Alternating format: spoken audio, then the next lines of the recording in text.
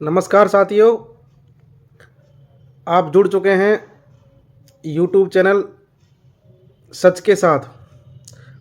इस चैनल में आपका स्वागत है। जैसा कि आपको पता है, 69,000 शिक्षक भर्ती का जो आरक्षण मुद्दा है, जिसकी लखनऊ हाई कोर्ट में सुनवाई हुई थी, लगभग 2 वर्ष 4 महीना बाद 69,000 शिक्षक भर्ती आरक्षण केस लखनऊ हाई कोर्ट में ऑर्डर रिजर्व हुआ। ऑर्डर बस कुछ दिनों बाद आने वाला है, लेकिन हम लोग रोज़ रोज़ नए नए अफवाहों के साथ, नए नए न्यूज़ के साथ भिन्न भिन्न बातें होती हैं और उनमें कहा जाता है कि जो ऑर्डर आ रहा है उसमें सिर्फ 6800 होने जा रही है। तो आप लोग बताइए कि अगर 6800 होती तो लिस्ट 5 जनवरी 2022 में आई थी। लगभग 1 वर्ष बीत चुका है। अगर 6800 को होना था तो आज से 1 वर्ष पहले ही हो जाती। 6800 को हम लोगों ने थोड़ी रोका है। 6800 तो खुद ही एक सरकार ने विवाद पैदा करते हुए लिस्ट निकाल दी। उन्होंने ओबीसी और अनुसूचित जाति को एक चुनावी लॉलीपॉप थमा दिया। अगर वह ईमानदारी से ओबीसी और अनुसूचित जाति के जो अभ्यर्थी हैं और उनको सरकार न्याय देना चाहती थी, माननीय योगी आदित्यनाथ जी न्याय देना चाहते थे, तो उनको जॉइनिंग क्यों नहीं कराई? उनको लड़ने पिटने और लुटने के लिए कोर्ट के हवाले क्यों छोड़ दिया? अगर आपको न्याय करना चाहिए था तो जितना 19,000 सीट का घोटाला हुआ था तो 19,000 सीटें देते आप। तो आपने 19,000 सीटें क्यों नहीं दी?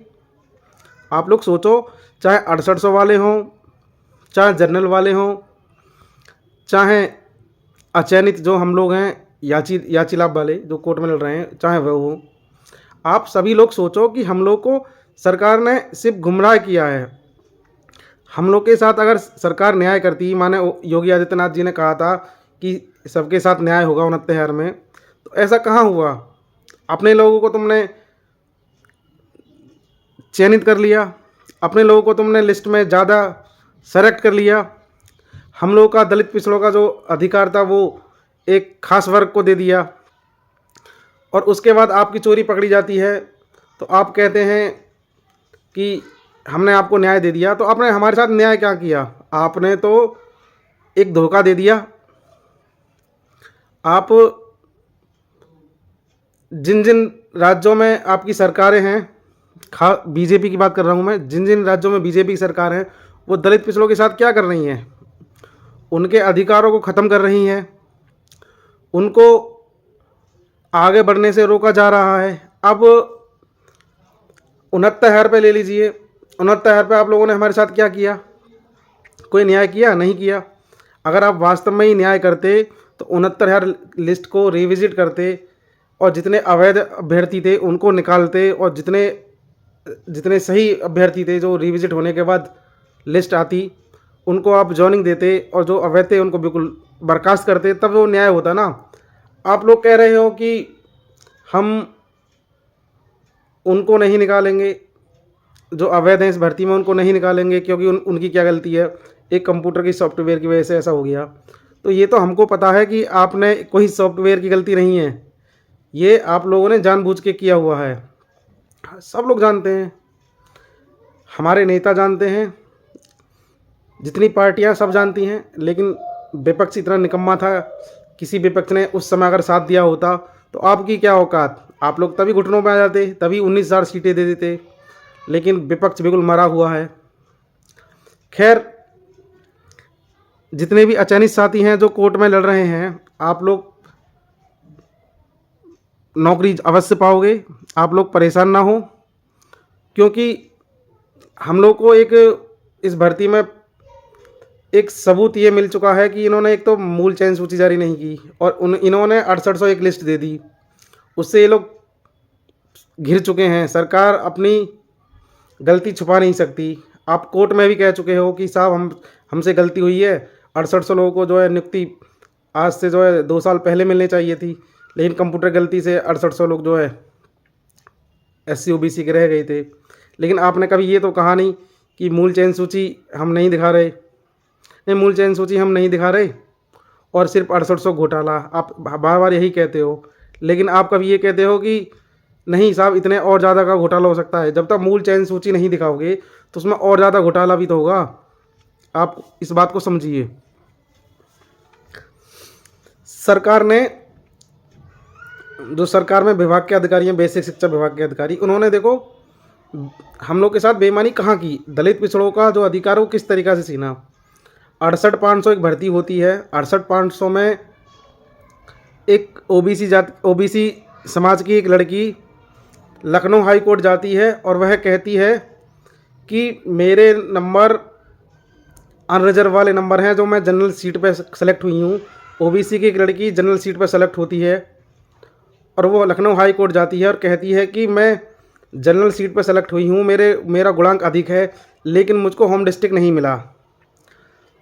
तो वो अपनी कोर्ट में बात रखती है कि मुझको होम डिस्ट्रिक्ट नहीं मिला, और जो मुझसे नीचे यानी कि मुझसे कम मेरिट वाले हैं, जो अपनी ही कैटेगरी में सेलेक्ट हुए थे, जैसे कि OBC में किसी की कम है, जैसे कि 69 भर्ती में ले लो, OBC की कट ऑफ 66.73 थी शायद। तो सपोज करो कि किसी OBC की 66.73 कट ऑफ थी, तो उसको आपने जो होम डिस्ट्रिक्ट दे दिया, और जो जनरल कट ऑफ के बराबर नंबर ला रहा है उसको तुमने दूसरे ज़िले में भेज दिया। उसी तरीक़ा से एक लड़की OBC की लखनऊ में अपनी बात रखती है और कोर्ट में, हाई कोर्ट से उसे एक जो आदेश मिलता है कि नहीं आप अधिक अंक वाली हैं, विभाग को आदेशित करता है कि जो अधिक अंक वाले हैं उनको जो है आप होम डिस्ट्रिक्ट दीजिए, और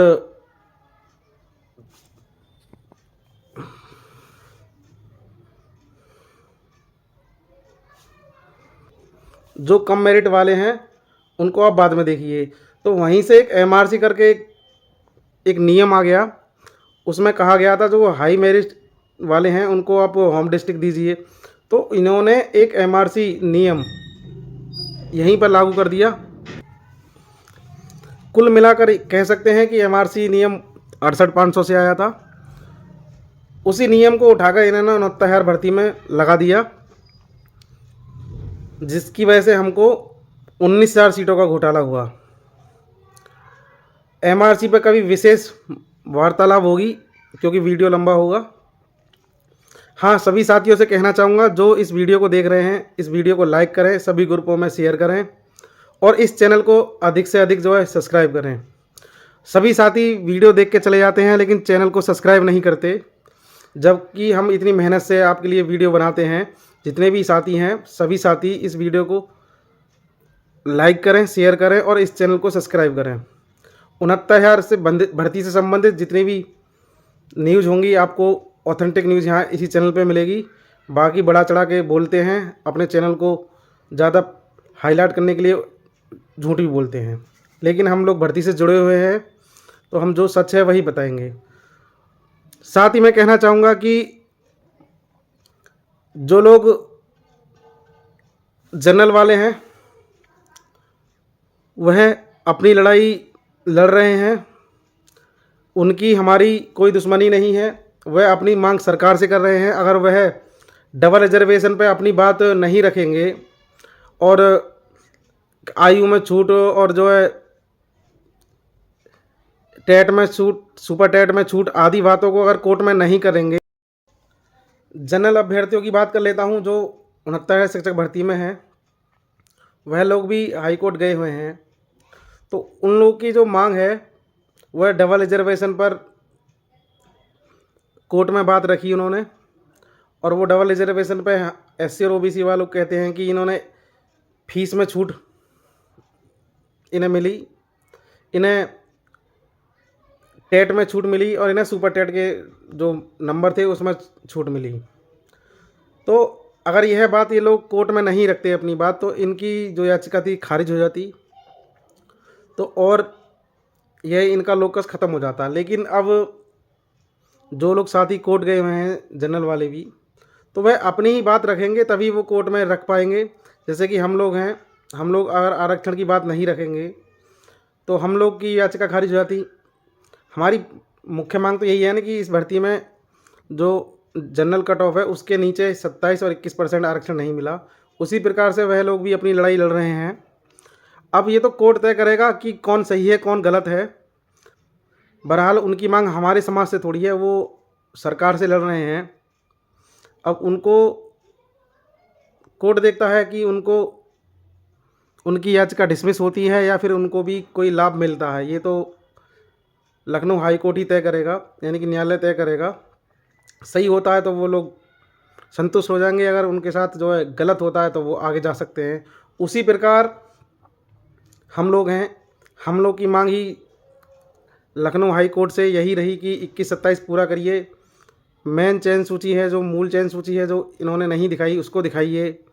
और आप जनरल कट ऑफ के नीचे 27-21% पूरा कीजिए। लेकिन वहाँ पर विभाग ने दिखाने में असमर्थ रहा, उन्होंने नहीं दिखाई। उन लोगों ने हाई कोर्ट में, विभाग ने हाई कोर्ट में अपने हथियार डाल चुके थे।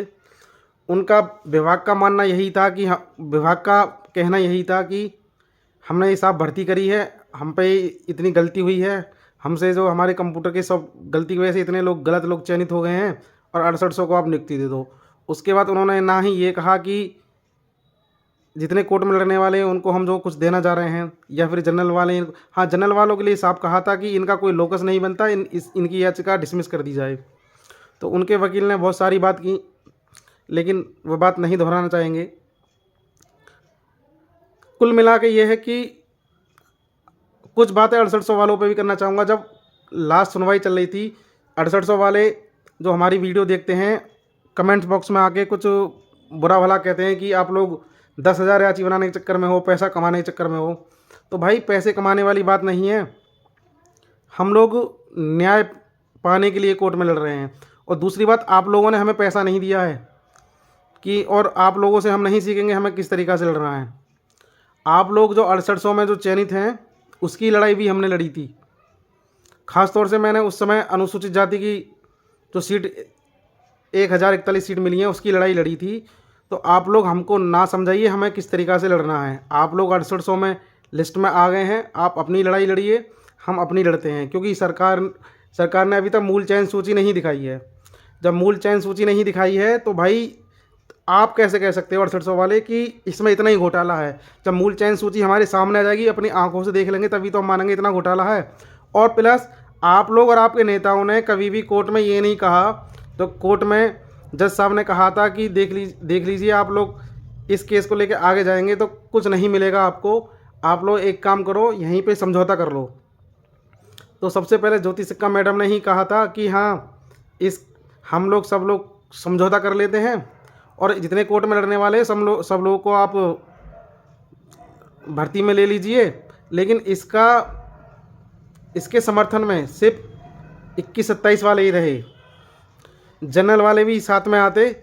लेकिन 6800 वाले नेताओं के जो वकील थे या 6800 वाले जो वहाँ नेता थे, दोनों टीम थी वहाँ, किसी ने भी इस पे हामी नहीं भरी। जबकि 6800 वाले जितने लड़ने वाले हैं जो इको गार्डन में रहते थे और चाहे सड़क पर धरना देते थे, चाहे विधानसभा कहीं भी धरना देते थे, उनके साथ वही लोग थे जो नहीं हो पाए हैं। जिन लोगों के हाथ टूटे, जिन लोगों के पैर टूटे, जिन लोगों ने पिटाई खाई, जिन लोगों ने डंडा खाए, जो लोग दिन रात लखनऊ रहे, उन लोगों का नहीं हुआ। जो घर पे बैठे थे, जिन लोगों को कोई जानता नहीं था, आज 6800 में चयनित होके अचयनितों पे हंसते हैं। अरे भाई, हम लोगों ने आपकी लिस्ट थोड़ी रोकी है, आप लोगों की लिस्ट तो खुद सरकार ने रोकी है।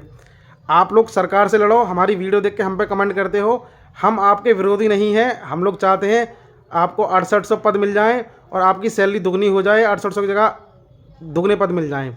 लेकिन आप हमारे लिए क्यों मना करते हो कि वो जो याचियों को नहीं होगा? याचियों को क्यों नहीं होगा?